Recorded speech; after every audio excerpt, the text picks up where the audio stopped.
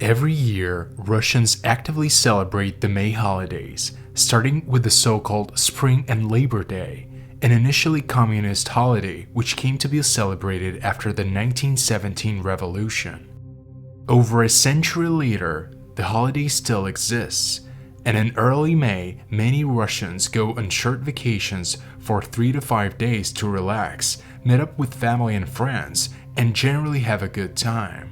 Those who love outdoor activities go hiking or enjoy their favorite sports. But sometimes the lighthearted, primaveral atmosphere of the May holidays is darkened by grim news from different regions of Russia. Here, a fisherman died. There, a group of hikers went missing. There, an athlete didn't return home from a run. So it happened in May 2021 as well. A small but well-prepared hiking group from the town of Zelenogorsk set out to climb the Munku-Sardyk mountain in the Republic of Buryatia in the Russian Far East. Unfortunately, their hike ended in tragedy. I've already told you about another ill-fated hike in Buryatia. If you haven't seen that video yet, I strongly recommend it. In it, I emphasize the traditions and culture of the peoples living in this part of Russia. The population of the Republic is almost 1 million people, with most of them practicing Buddhism. Its official languages are Russian and Buryat. Its landscapes are incredibly beautiful, but at times can be extremely cruel to travelers. But let's get back to our story. The name of the mountain, Munku-Sardyk, means eternal bold peak in the Buryat language. It is the highest peak in the Sayan Mountains, located in the south of Siberia, stretching across Buryatia and Mongolia. It is covered by a mountain taiga forest that gradually turns into alpine tundra. The Sayan Mountains are known not only for their peaks, but also for a large number of depressions of different sizes and depths. The most famous of these, the Minusingsk Basin, is also of archaeological importance. The mountains are dominated by dense coniferous taiga forests that are home to fir, cedar, and spruce. In the valleys, one can enjoy many wild berries such as blueberries, lingonberries, strawberries, and raspberries. For the local peoples, Munku-Sardyk is a sacred land that only man can ascend to after asking the permission of the mountain spirits. Legend has it that in addition to the spirits, the heaven-sent horseman and the god of war, Gezer, resides here. In the spring, Gezer's holiday, Saga-Algan, is celebrated with archery contests and singing. The first person to conquer Munku-Sardyk, which stands at 3,491 meters or 11,453 feet, was the Russian geographer and naturalist Gustav Rode. Today, several routes have been laid to the summit. There are difficulty ranging from Category 1 to Category 6. Since Munku-Sardyk is an interstate area with the Russian-Mongolian border running along its ridge, all groups must complete a preliminary registration for their hike. Most hikers choose the early May holidays for their ascent. This is a good time for the trek, but there are several difficulties associated with this season. Of most danger is the active melting of the snow as spring turns into summer. During the day, the snow melts in the sun and then freezes into an icy crust at night, forming layers. During this period, it is quite dangerous to be on the slopes due to a heightened risk of avalanches, as the precipitous snowpacks threaten to collapse. It was in early May 2021 that 5 men from the city of Zelenogorsk in the Krasnoyarsk region set out to conquer Munku-Sardyk. They were members of the Fern Sport Tourism Club. Vladimir Marchin headed the club, and he was the one who gathered the group for Munku-Sardyk. The group included Marchin's son Vitaly, who while only 19 years old, had inherited his father's love of mountains and was already a quite experienced hiker. They were accompanied by Alexei Anopov, Ilya Tibekin, and Konstantin Volkov. A Category 2 route, which was the one Marcin chose, is considered pretty easy, even for those without any special training. Therefore, the hike wasn't supposed to be a challenge for the Zelenogorsk group. However, as vice president of the Krasnoyarsk Sports Tourism Federation, Marina Artemyeva puts it, in the off-season period, Category 2 routes are more difficult than usual. Any route is more of a challenge in the spring. The sun is already quite hot, and the snow is actively melting. On the summit of Munku-Sardyk, there's usually a rather strong wind, and the weather changes unpredictably. Thankfully, avalanches seldom occur here.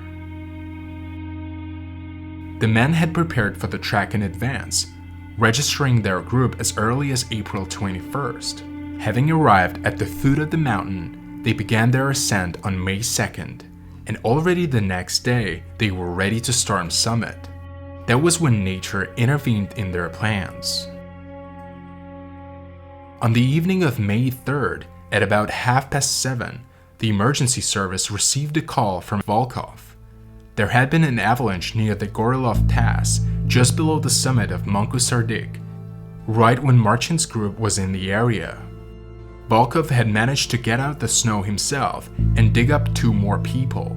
He said that one of them was unharmed, but the other, the leader of the group, hadn't survived.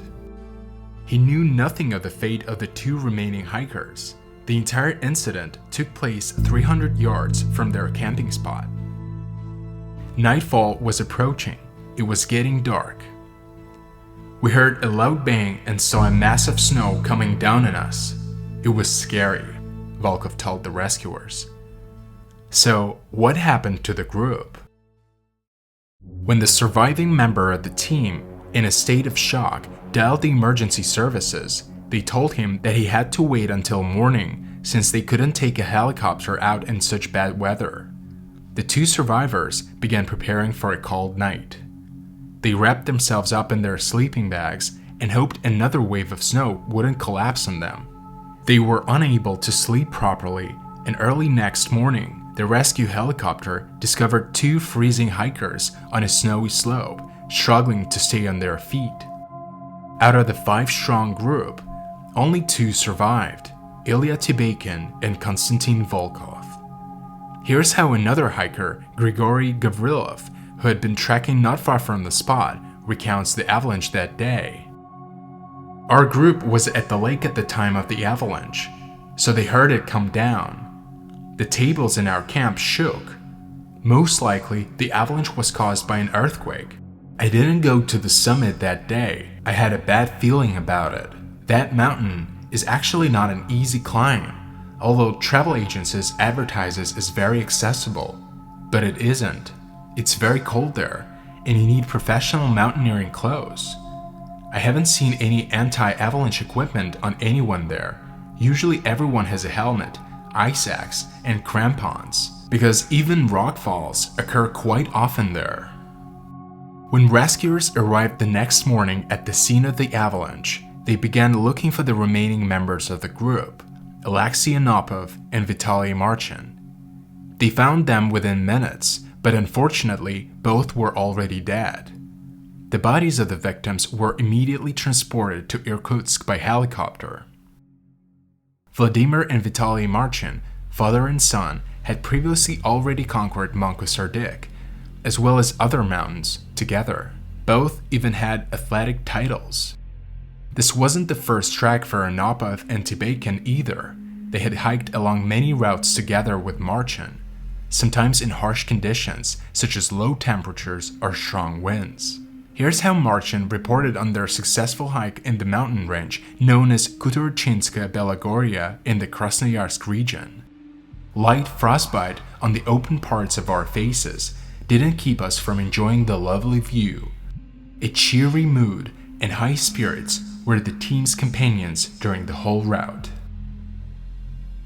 One of the survivors, Konstantin Volkov, an old school friend of Vladimir Marcin's, was relatively new to mountaineering, having climbed only a few peaks by the time of their ascent. He trusted his more experienced companions, however, and followed their instructions. Volkov was the luckiest of all during the avalanche. he was the first to dig himself out and come to the aid of others. He was the one who called the rescue service. Perhaps it was the fact that the hikers were considered experienced that let them down that day. The team had set out across the snowy slope in the evening, which was unusually late. The sun warms the snow during the day, so in the evening the snow cover becomes very unstable. Overnight, the snow becomes compressed, decreasing the risk of an avalanche considerably, so it is customary to start climbing early in the morning. As we know, Martin and his group got caught in the avalanche in the evening. It seems plausible that they disturbed the fresh snow mass while walking along it, triggering the avalanche and thus causing the disaster. It is likely that the earthquake mentioned by the hiker Grigory Gavrilov, which occurred in the mountains that day, also played a role. The climbers initially disturbed the snow, which then collapsed onto them after the earthquake. There was something else that the rescuers noticed. The hikers' backpacks were pressed firmly against their backs, and their trekking poles were slung onto their hands. Neither are the best way of traversing avalanche zones. Instead, it is recommended to wear your backpack on one shoulder and use your trekking poles without slinging your hands into them. This will increase the chance of survival should you be hit by an avalanche. That day, the leader of the group most likely overestimated his experience and stamina. Could the 5 hikers have avoided the disaster? That question is now difficult to answer. Thus, on May 3rd, 2021, the mountains took 3 people, a father, a son, and their friend. The avalanche that struck the group from Zelenogorsk was quite large. Its total snow mass estimated hundreds of thousands of tons. Most likely, it was an accident that happened due to a number of unpredictable factors, and probably would have occurred even if the hikers had observed all precautions. The survivors were just lucky. The avalanche hadn't pulled them in too deep, so they weren't buried in the snow completely. Surviving an avalanche is difficult, since the snow, rushing down at enormous speed, can break bones, clog the airways, and compress the lungs. If there is an avalanche coming at you, you must hide behind some rocks and cover your face with your hands, creating at least a small air pocket. Usually, people caught in an avalanche won't die from injuries, but will suffocate. It's best to get rid of backpacks and sticks. They will only make moving around after getting hit by an avalanche more difficult. However, as is most often the case, in spite of all precautions, it is impossible to guess how strong and fatal the avalanche will be. The mountains are very unpredictable, which is probably why adventurers are so drawn to them. The story of each climb is unique, and if you like hearing about such cases, subscribe to my channel and like this video. Stay safe. Till next time.